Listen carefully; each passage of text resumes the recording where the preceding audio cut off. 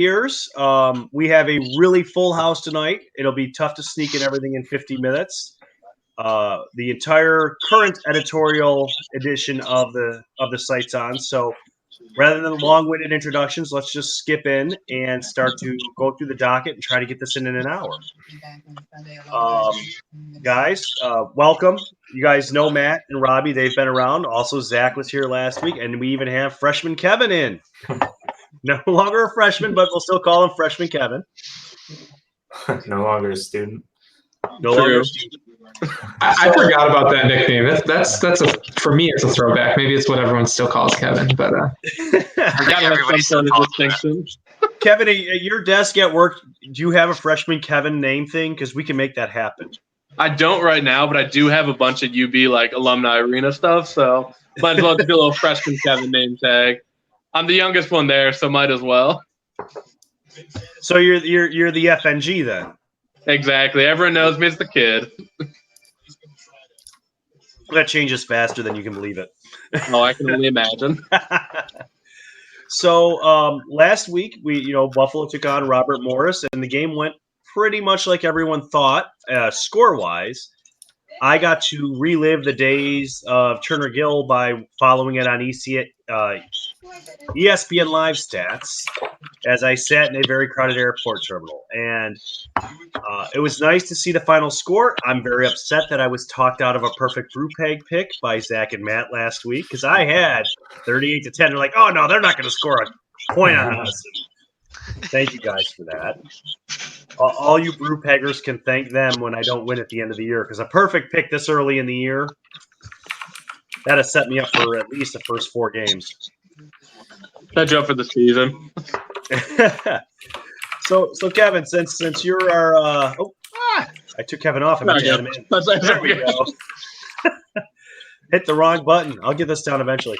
So Kevin, you said you didn't get to watch the game live either. Do you have any thoughts you want to share on it though? Since you're first weekend, let's put you right in the fire.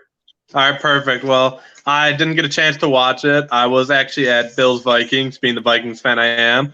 I got to watch Tyree Jackson lead the comeback, so that was cool to see, former U-Buy just getting all, taking care of that. But for what I saw from the game, I know didn't pass a lot.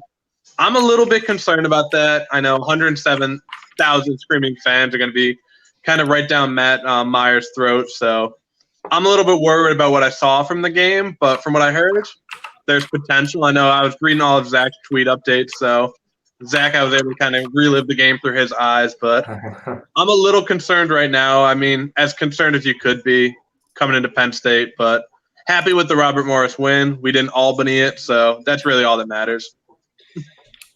Yeah,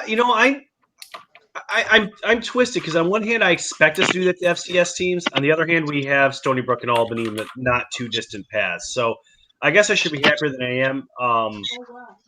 But at least watching it play out through live stats and on the field, it looked like a really vanilla game with some very questionable series, like running on 2nd and 24 or something. Matt, what do you think? I mean, was it a practice? Was there anything great gleaned out of it? I really want to say, what can you learn from a multiple touchdown win over an FCS team? I really want to say that. I'm feeling more negative now than I was going into the game. We know how things are going to go against Penn State. We had a good idea how things are going to go against Robert Morris. I would have liked to see more passing, especially, there was a moment there where Robert Morris scored their touchdown and they were kind of, were we threatened? I don't know, but it didn't feel like, we're just walking all over them for a minute there. I can't imagine that you were holding out some dynamic passing game that's going to unlock a top 15 upset of Penn State. And I also can't imagine that if you try to run your passing game against Penn State, you're going to get meaningful snaps that reflect the type of looks that Myers is going to see in games that really matter against MAC competition. And so to not roll out more than 10 passing attempts, really, it doesn't sit right with me. I don't really see. There's no good reason for you not to at least get 17 to 20 throws out of Matt Myers in that game for me. And I would love to say, yeah, like we expect to win. We expect the run game to do well. We expect the defense to largely be good. Let's make sure to talk about Gaddafi right. But if you're not at least testing some things in the past game against this opponent, when are you going to do it? You know, like what does that mean for our first couple MAC games this year? Well, I mean, before we get to the MAC games, we have a lot of times to test stuff. I know. I would think Liberty is the bigger concern because that's a must-win for us this year. For bowl games, I just don't know. I think we saw one wide open pass that accounted for half of Myers' yards. I was really glad in Zach's recap that he grabbed that one hot read pass into triple coverage that I thought was behind the receiver. And we only saw 10 throws. Like I just don't. And out of his 2 touchdowns, one of them was a run play, which was a misdirection. You mean on Myers running touchdown? Yeah. I just. So like there was only the one passing, if I remember right. There were two passing. Both to Cowbell.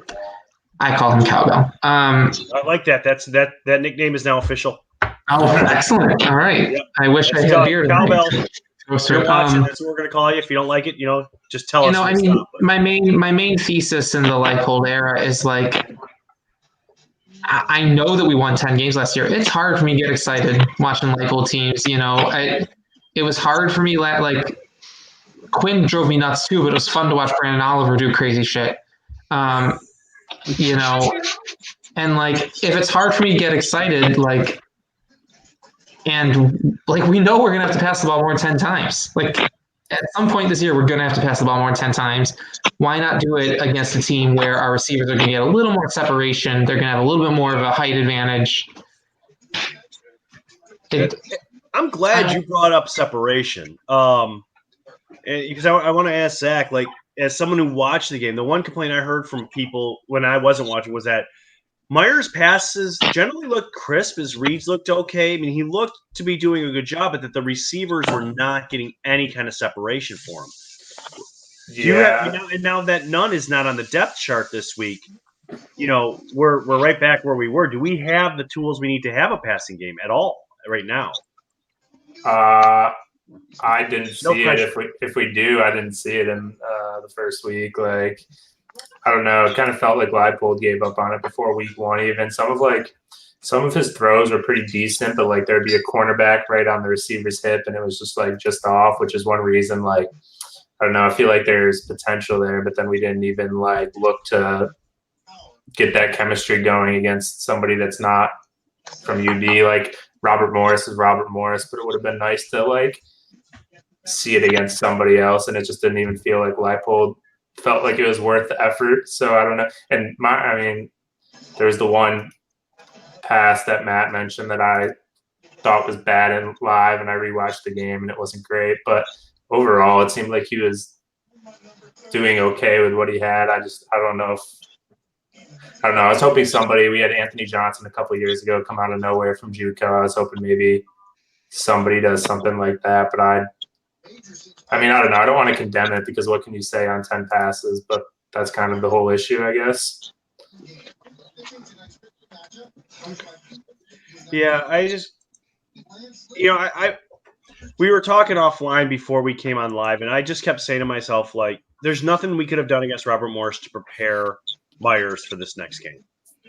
We could have thrown the ball every single play against Robert Morris. And given the quality of opponents and the change in atmosphere between a home game of 20,000 people and a road game against 107,000 people, it was going to be night and day either way. I also don't buy the I was saving something thing that people are saying, like, we just want to keep a few wrinkles so Penn State hasn't seen it. That team has seen everything they could possibly see. There's very little we might have one or two trick plays, and you don't want to show them, but we're not going to beat them on one or two trick plays. right? That's just, we're not even going to be in the game on 1 or 2 trick plays. That might be how you avoid getting shut out. But at the same time, I can't be upset that I'm not going to say to myself, "Oh, if only we had thrown the ball 20 times, Myers would be a lot more comfortable setting setting behind center against Penn State in front of 107,000 screaming people." But the running game looked good. I mean, I was happy to see that. That's something we really expected, though. Yeah.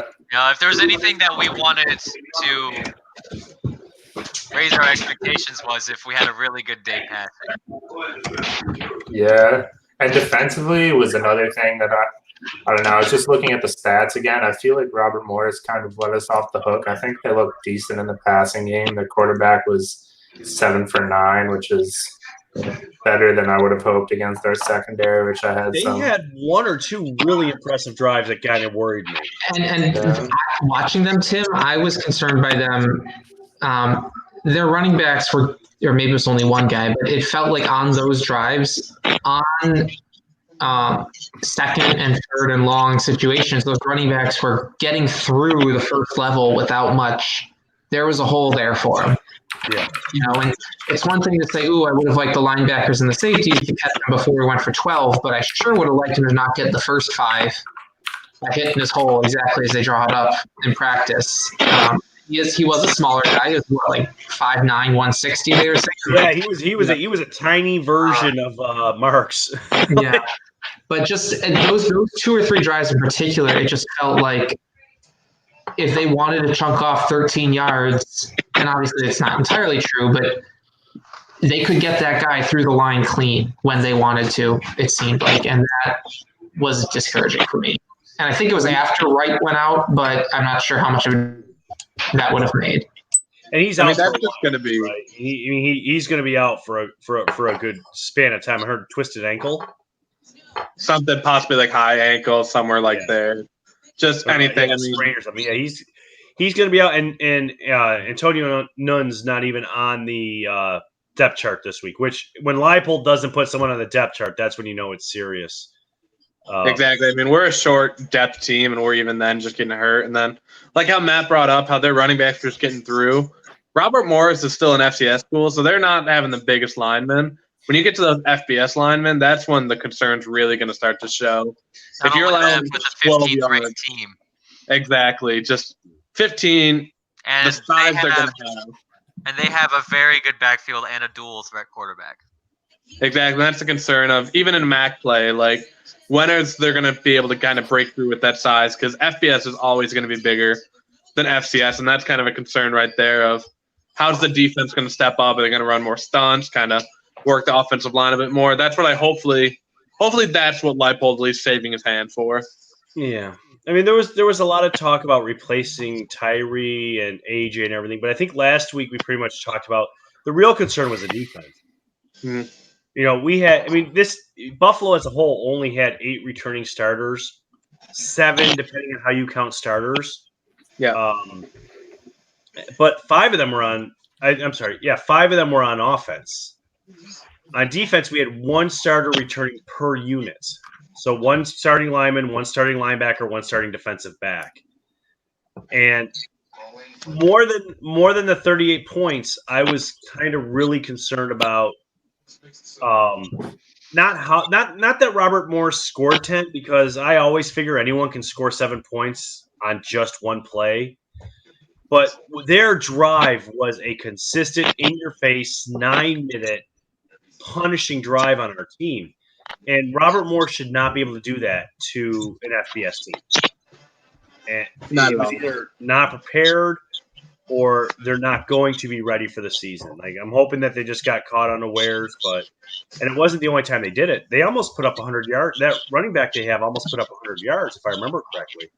Yeah, 85 on 6.5 per carry. Yeah, 6.5 per carry. I mean, that was nuts. And what was his longest? 28. Yeah, so it wasn't even like he cranked off a 50-yard run to boost that. I mean, he was consistently getting through that first line and getting 3, 4, 5 yards. Mm-hmm. Penn State won their game, 79-0? Yep. 79-7. 79-7. Yeah, that's Idaho. and I looked at the box score from that game. Everybody ran for Penn State. I think the coach ran a couple plays. I mean, I honestly think they had like 10 or 12 guys carry the ball. Black Shoe Diaries has a great segment they do that I'm considering picking up called the Red Shirt Report because the red shirt rules are now slightly more confusing than before. And they said basically everyone dressed played. It's not like they kept. I mean, they played like systematically. They kept their foot on the pedal the whole time, which is what I like. But what they did was they were subbing people out by the time the second half started. Yeah, their quarterback only played one drive in the second half, and they still put up 79 points. And also, I don't know what they did last year, but they just a couple years ago dropped down from FBS. So it's not like they're a dumpster fire FBS program like Robert. Yeah. I mean, they're not Montana or North Dakota State. They're not a great FBS team, but there's still FBS talent on that team. Oh, that's if you say there was FBS talent there in the first place. That's true. Idaho was not. They were kind of. I'd expect Idaho to beat Robert Morris. I would not say there's FBS talent left in that program. Yeah. Hold on, I'm putting some notes here for 3 things Tim learned because last week I got caught by surprise. All right, so I mean the final thoughts on Robert Morris was. What did we learn about Buffalo? We learned nothing except for apparently we're going to run the ball occasionally on second and forever. Like I said earlier, that's a Kodal Nicky special. That's nothing new. Remember the third and long runs? It'd be like 3rd and 28. We would just run the ball the first year. Didn't we bring in some dude as nominally the quarterback's coach that we all thought was going to rein Kodaloki in? Well, he did. I mean, he did. The offense last year looked a lot more daring, but Kodaloki has always been the that never changed. He's the OC. Yeah. Someone help me out with the quarterback coach's name because Jim Zabrowski. Yeah, Zabrowski. Thank you. He was here at Minnesota before he came to Buffalo.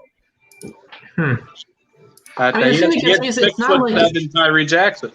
It's not like Kodalnicki is some long-term Leipold assistant. Before Buffalo, he was only with Leipold in his last year at Whitewater. Something like that. And it just,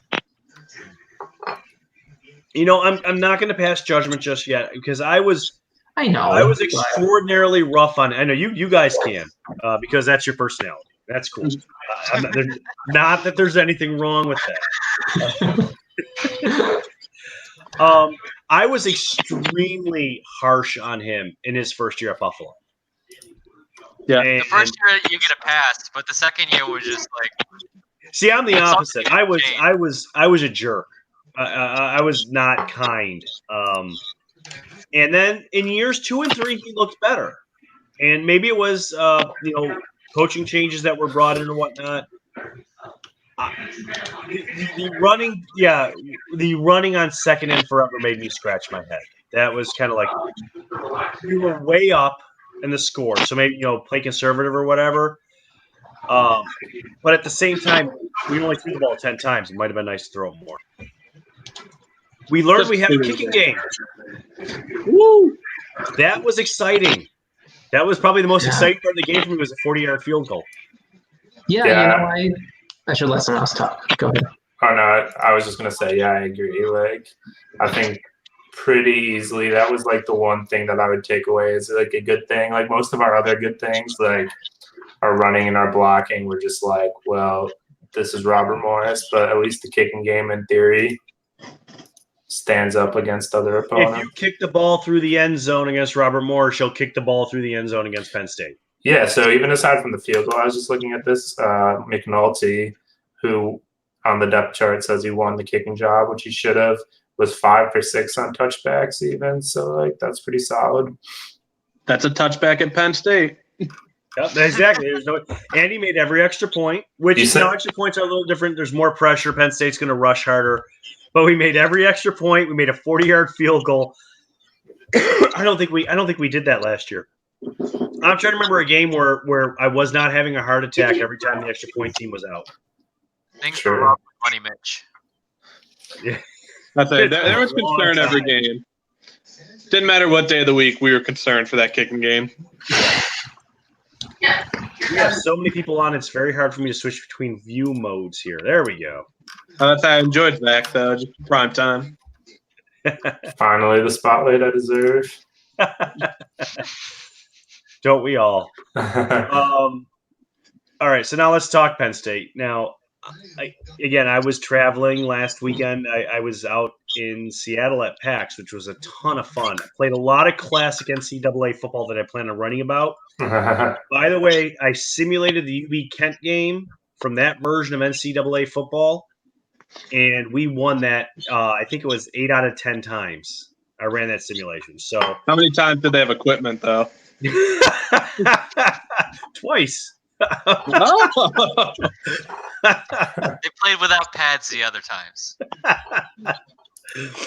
I love there was something on Twitter or a comment on Bull Run about like the wrong way Kent person running, and like we found the equipment truck manager. Yeah. So Penn State, clue me in. I know they're good. I know they're hella good. Are they actually? Someone's been on the West Coast. This early in the season, I always worry a team is not. You look at those top 10 through 25 teams, and you really don't know. I mean, how many times has Notre Dame fallen out of there or someone else? Are they going to stick? Are they really a legit contender for being a top 10 team by the time the year's over? I didn't see the Idaho game, I will admit. I watched highlights on YouTube, but 79 points. There were a lot of highlights. That probably was the whole game. Yeah, that's the. I mean, take what you want from an FCS game, but they play FCS team mostly every year, if not every year, and it was the most points they put up since like 1926 or something. I think I saw when I was researching for the article, and I mean, they had a lot of questions on offense, but they're putting up 79 points. It's still Division I athletes that are getting to go to school to play football. And I mean, Franklin has just brought in like such a consistent talent pipeline into that school. Their last 4 years, an average of like 13. They feel like in the top 10 to 15 classes like every year, which is impressive considering what that program looked like, 7 years ago. Mm-hmm. I mean, that program was on the verge of the death penalty. Do you guys remember? It was Leipold's first year. We had Joe Licata, and I think we were coming into Penn State after their QB had just been sacked like a ridiculous amount of times. And everyone wanted Franklin fired, and now here he is with a ranked team every year. And Buffalo was in that game well into the fourth quarter. It was so wet and rainy. It was my freshman year. I remember it was so wet, so rainy. Licata, I think it was like 10-3, but we were in it.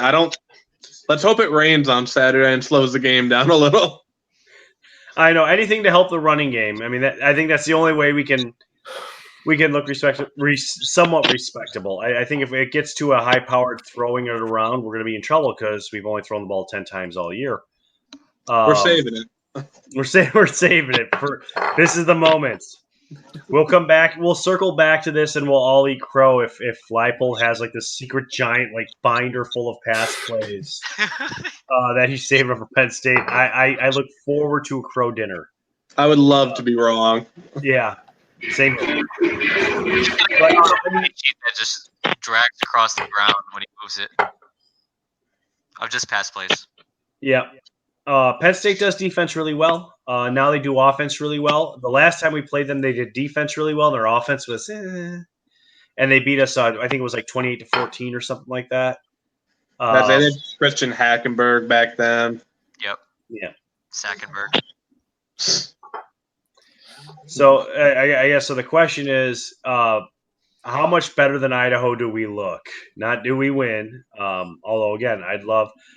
I would almost promise to eat an actual crow if we win. I won't because crow, but I'll eat a chicken live during the show next week. Pat looks like he's looking something up. I can't wait to hear this. Oh, I was just working on the injury report.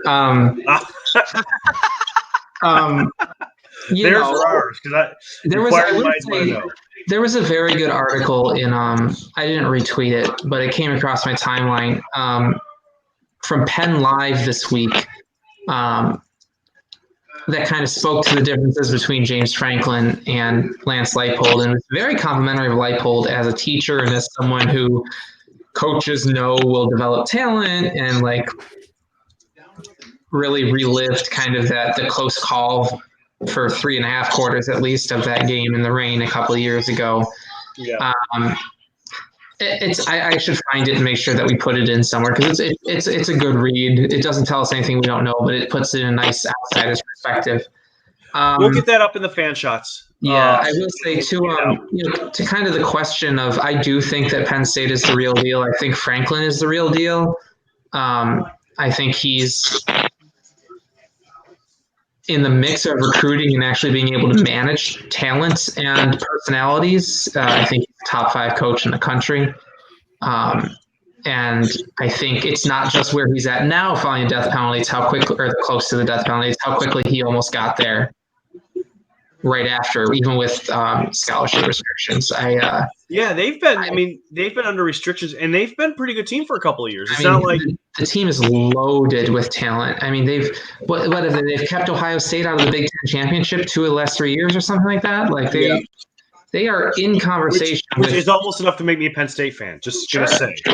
I mean, I think they are rightfully in conversation as the most talented team in the Big Ten. And the only reason that more people aren't picking them to make the college football playoff is because no one wants to admit that the Big Ten has a number of decent teams, because otherwise you kind of run out of room for one of Clemson, Notre Dame, Alabama, and no one wants to admit that Notre Dame might not have a shot. I think they're loaded with talent. I think the hype is real. I think the hype has been real for 2 years. I think it's not just this year; it's the resume they've had since Saquon graduated. I think they're just rolling, and I think they're that good. Who else are they playing out of conference this year? I'm just out of complete curiosity. Let's see. Because I'm wondering if they do have a shot at it. Outside the Pitt. That's not going to help them. Yeah, but if they're a 1-loss Big Ten champion, they're in the playoff. Oh yeah. I don't know. They got Maryland, Buffalo, Pitt, and they play 9 games in the Big Ten, don't they? Yeah. They have literally zero power out of conference, unless we end up being something or Pitt does. That's fine. Since when has Alabama or Georgia had power out of conference? Yeah, I don't remember. They have Alabama a lot more having power in conference. arduous schedules. Do they though? The SEC has been top heavy and bottom weak the last 3 years, and it just gets hidden because they can put 4 teams in the top 12. That's top heavy. If Penn State is a 1-loss Big Ten champion, they're in the playoff. That's what I have to say about that. Depends on when the loss happens. I think Ohio State in the Ezekiel Elliott year proved that it doesn't. That's true. All right. I won't eat crow over that one, but we'll see if I'm wrong. Matt fighting with facts. Well, I'm thinking that maybe Ohio State's loss in that year was the first game of the season to Virginia Tech, so maybe I should have shut my mouth. But we roll on sarcasm and the pain of being Buffalo fans our entire lives. Come on. I'm very high on Penn State. I don't particularly enjoy them, but I think they're very, very good. Yeah, and I like the fact that they have a big fat wallet to write checks with. That true. And you got to give it to them for giving Idaho the full payout for a game that was created when Idaho was an FBS team. Idaho, I think, got $1.3 million from that, which we're not getting that much. But for an FCS team, that's probably 2 years of football budget right there. Yeah. And all they had to do was be the biggest punching bag I've seen in my lifetime. Worth it. Well, did you see what Maryland did to Howard? I did not see what Maryland did to Howard. I saw that one. I've been traveling. What did Maryland do to Howard? Maryland put up like 35 points in the first 20 minutes against Howard. They won 79. How do we have much Maryland? Tyler Mabry's at Maryland now. He caught a touchdown for them. Let's just skip you around the MAC and NCAA since that's where we are. That's all. Let's let punching bags go. the Howard University Bison, like Tyler. with Cam Newton's little brother and everything. I was just gonna say Tyler Mabry, like only having one catch in a 79-point game is like would be mildly concerning if I was him. Like feels like he could probably come up with more catches than that. Like I don't know. If the NFL was his goal, at least I don't know. It feels like he could have shown out in the MAC. And I was thinking about this when I was. Oh, sorry. It's working out for KJ Osborne. It's working out for him in Miami. I wish he was here, but it's working out for him. It's not working out for Tyler Mabry. No, it definitely didn't work out for Tyree Jackson. No, who was cut from the Bills, didn't make the practice squad, and is trying out with Detroit. He really could have used another year. They took. Oh, sorry. Detroit took another quarterback, so he's not sticking with them. Yeah. And they took another receiver. I saw some no name accurate tweet ever this morning that said he could either be an NFL tight end or a CFL quarterback, but that's about the ceiling right now. Yeah. I wonder, even if he took another year, would he really have been anything more than a practice squad starter this year? I'd like to see him line up for the Dallas Renegades of the XFL. It depends, Robbie. That's a great question. It depends on, in my view, it depends on where he takes it and what the coaching staff does and what his head is like.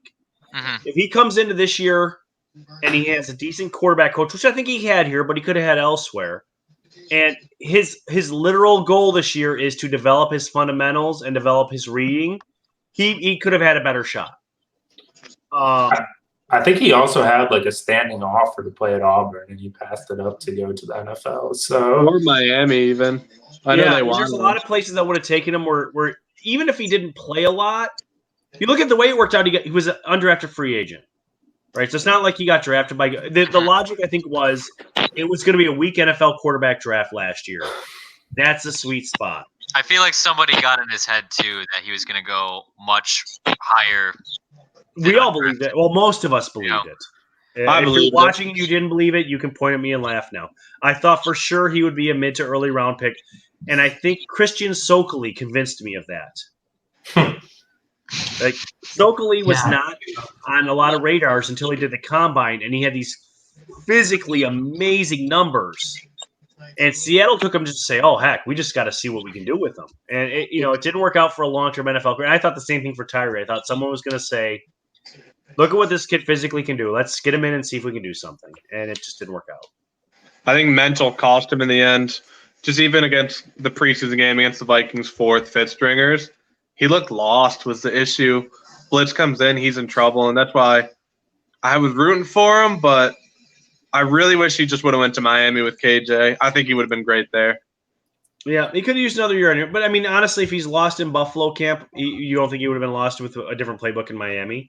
No, probably he would have been, which, again, last year, even towards the end of last year, I was unhappy because it seemed like we just ran the let's throw the ball 60 yards downfield and see what happens play. Exactly. That almost seemed like that was half of the plays when it came to the passing game.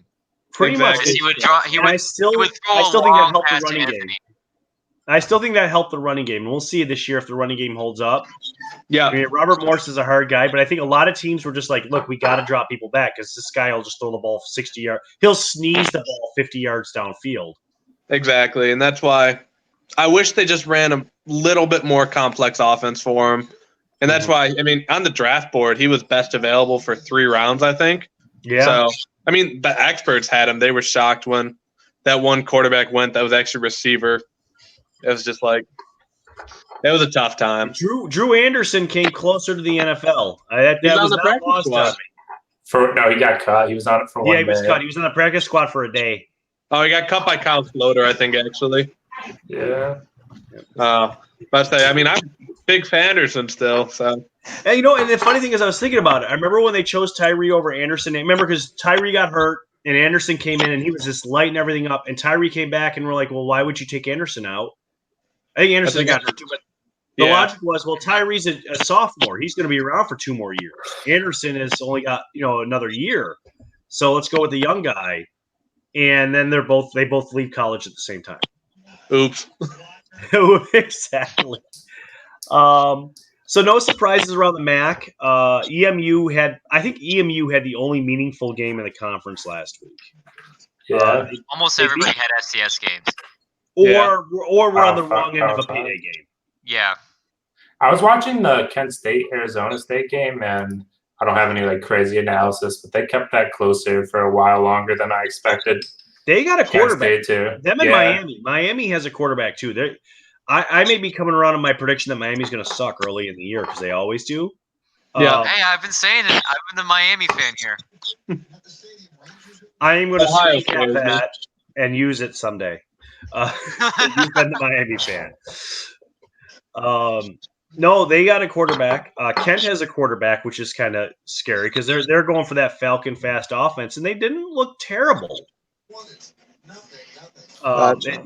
It looked terrible in the end, but EMU beat a Coastal Carolina team that is probably as much FBS as Idaho is at this point, talent-wise.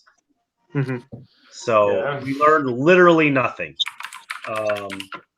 Northern Illinois still has a really good defense and a so-so offense, but that has worked for them in the past. Yep. Oh, Let's see. Who did Akron play? They were FTS, I think, right? Illinois. didn't they? Illinois. Oh, Yeah. no, okay. Never mind. And Illinois is kind of like this year's Rutgers for the Big Ten. Yeah.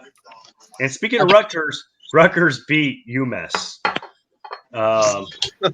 Or the guy at ESPN calls it UMass. I call it ass.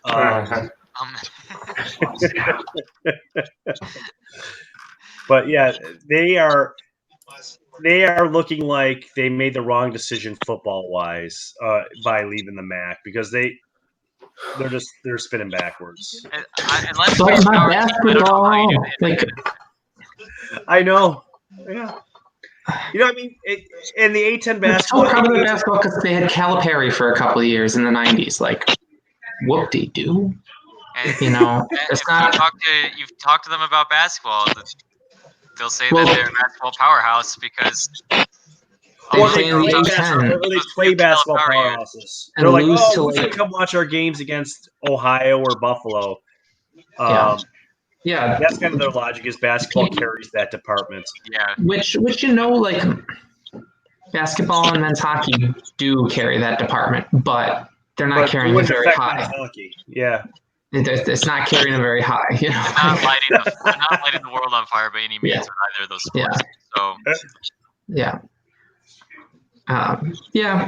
UMass could have made better decisions, but I'm not that sad to see it. Very quickly, Gaddafi Wright is still atop the 2 deep for this week. Oh, that's right. I did see it in there. And I wrote that earlier. It tells you how busy I am trying to catch up.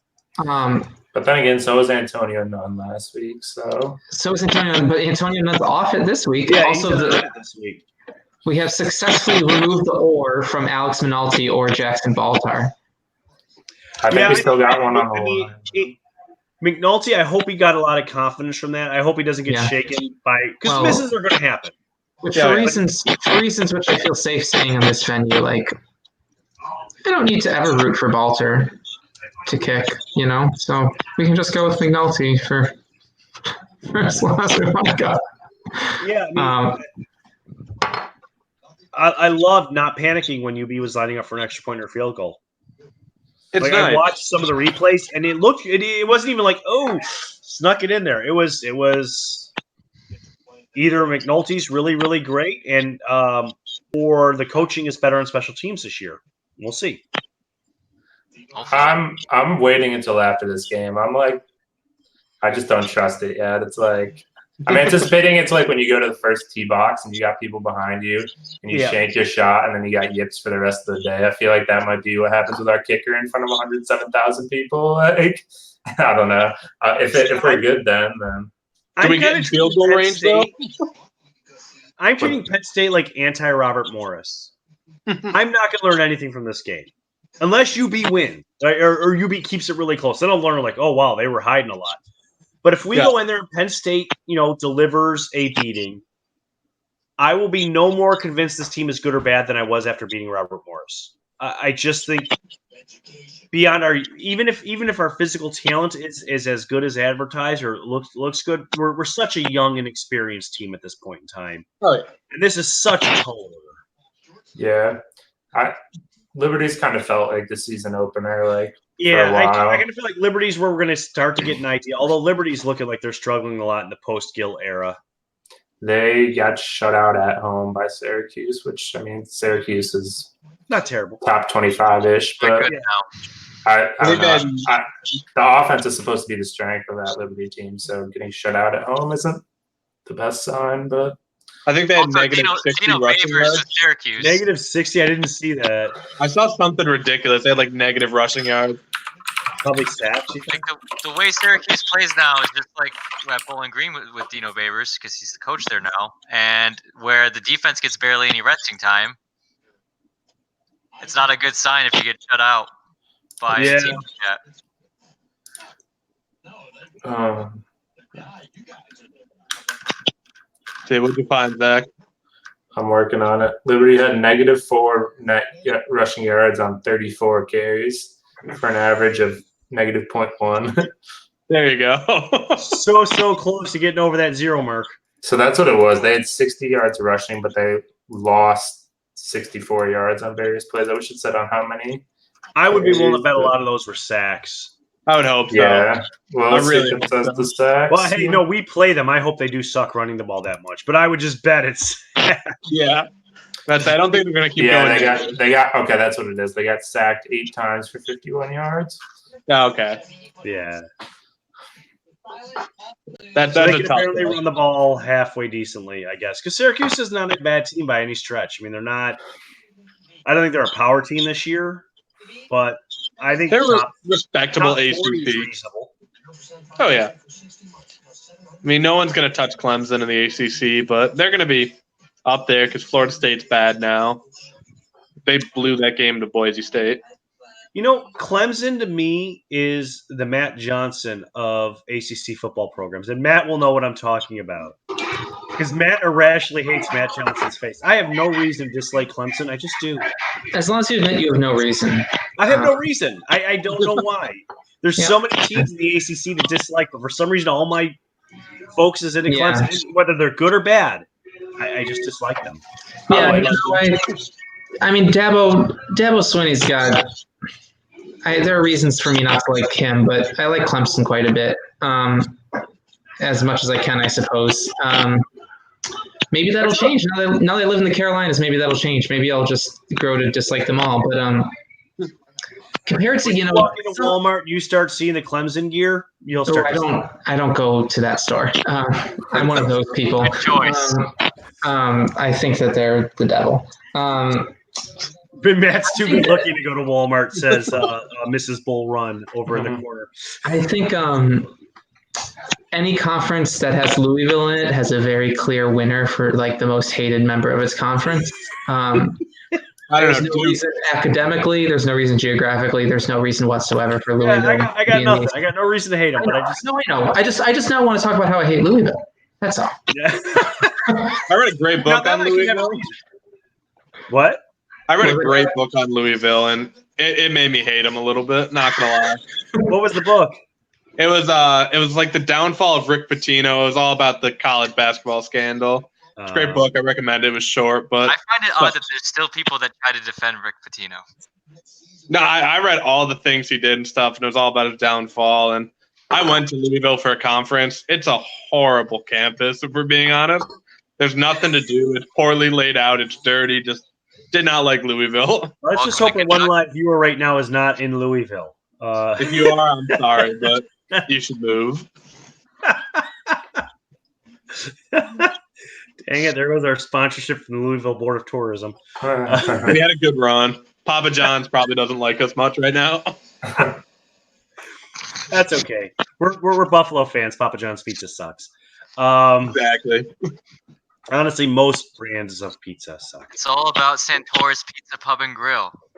12 medium No, pizzas. Abbott Pizza. Abbott Pizza. They're not paying me, but they're the best pizza in Buffalo. Their subs are awesome. Sorry. If you're in I'll South take a Buffalo, sponsorship. order Abbott Pizza. I'm a Bobby's guy myself. I'm going to call Abbott Pizza and tell them I did that and see what I can work out.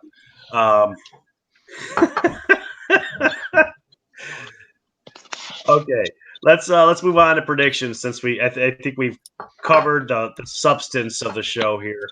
I'm going to go last because I honestly haven't made up my mind yet, and I'm ready to lay the blame for my future failure at Matt and Robbie's feet again. So I have to let them go first.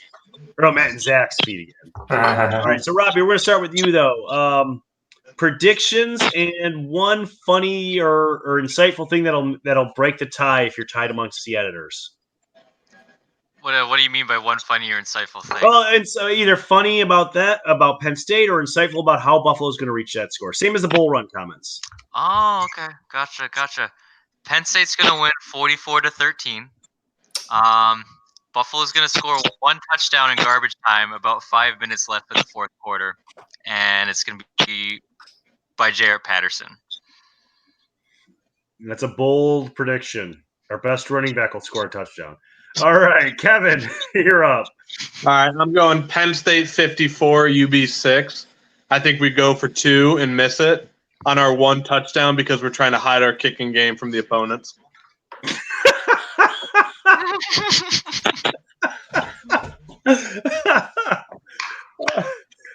All right, Zach, guide me in the wrong direction. I'm like pretty close to Robbie. I'm gonna go with 42-13. I hope this doesn't come true, but I'm pretty prepared for Matt Myers to leave with an injury. I'm terrified of Penn State's front seven, and I feel like I don't know. He scares me. He's too thin. He's gonna get snapped. He's gonna leave the game with an injury at some point. Oh. Sorry for the downer prediction, but way to bring down the mood, dude. They have a first-round defensive end, and Matt Myers has no experience. He played against Western New York high schools. I'm scared. Like, I'm terrified for it. Like, I'm not going to lie. There's some big kids in Western New York. Not Penn State defensive line big. Quick, somebody jump on Penn State roster and find someone from New York so we can put this one to bed. Well, I'll tell you historically, John Urschel went from Western New York to Penn State, was Penn State's last scholarship offer of that recruiting class. Boom. So I don't know about currently, but I can tell you historically. Matt, bring in the facts. Yeah, I'm apparently on a roll today. Who even knows if I'm right or not? I actually do know I'm right on that, but the Ezekiel Elliott thing, I have no clue if I was right or not. It's my turn. Burgundy, just making it up. You know, it was discovered by German whalers. I'm going there this weekend. I'm going to miss Bowls of Beers next week because we'll be in San Diego next week. Oh, that's right. Yeah. Have fun with that. Which is a shame because, like, if there was ever Bowls and Beers for me to actually drink beer in the evening, it would be before the Liberty game. But I assume they're a dry campus. I don't actually know. Let's pretend I'm right. After Penn State. They definitely are. I got Penn State 45, Buffalo 3. I also don't think that Myers finishes the game. I don't think that's from an injury standpoint, but rather an avoiding injury standpoint. And so I don't think we get a garbage time touchdown. I don't have anything fun. You know what? I want to change mine. I want to say that Myers throws a touchdown to Dominic Johnson, the newly converted quarterback, in garbage time. Watch him go out and do it on the first drive, and Robbie's like, "Damn it!" I won't make it official. Like, I won't make it official for the year standings. But amongst the Bull Run editors, I'll give you an extra point if that touchdown combination happens. Ooh. So you'll win you'll get an extra point just in the editor pool if that happens. That's going to be hard. He's going to have to get one of the 3 targets. Although, we went away from the ball 5 times. Bold prediction. We're going full triple option next week. Dom Johnson's just playing wide receiver to block because he's 6'5". Now, guys, when it comes to Dominic Johnson, I have a question. Is it better now that he's also going to be playing basketball and that he's a wide receiver? Because now he's not even like good. He's not a thrower, so he's not necessarily a good shooter. So if he scores a point in basketball, is that more pathetic for the other team? I'm ready for it to be an alley-oop against you. It's only more pathetic if they line him up on the offensive line at some point this year. Which tight end, maybe. I could see that. Yeah. You'll count it. He's got to be bigger than Zach LaFave, right? Like, Zach LaFave is not very big. 6'5". He's not very thick, though. Johnson. Yeah. I bet. Let's see. I bet he weighs more I than mean, I'm just trying to visualize my last basketball season. A few times I saw him in. Lefebvre is 240. Johnson, okay, 225. Yeah, I was gonna say 215 would have been my guess. I want to see though, because I feel like they don't. At least with basketball, they like never actually update the weights. I'd say he's probably like 200 in basketball. Yeah. All right. Well, while that research is going on, I'm going to call Penn. I was going to say Penn State 45. I think they're going to at some point kick a field goal, and gosh, I hope it's only 45. I'm on the fence between 3 and 10 points for Buffalo because touchdowns happen weird ways, and we actually have a field goal kicker that can hit extra points now. So, all right, 45-10, just so I don't have the same prediction as Matt. I got 2 field goals in there. I really swung hard the other way. Yeah, I got a 13 or a missed extra point, I guess. So that builds in a little insurance. I'm not worried about McNulty's leg or his accuracy now. I'm worried about our offensive. I'm worried about the line blocking against Penn State. Tim, that's real bold. I got to remind you that Patrick Clark missed. Like, I can count the number of misses he had his freshman year on one hand. That's true. We called him MVP for Christ's sake. That's true. Well, I mean, we were coming from a dark place, and I guess we can say that again. We always are. We do this show at 10 at night. We're Buffalo sports fans. That's what happened. All right, 3 things Tim learned. I learned PSU scored more points against Idaho than they have since the 1920s. And this is a program that has had a lot of time and talent to run up the score on lesser programs in that time. So maybe one of the best Penn State offenses in the past 60 or 70 years. No? At least one of the deepest. They probably are.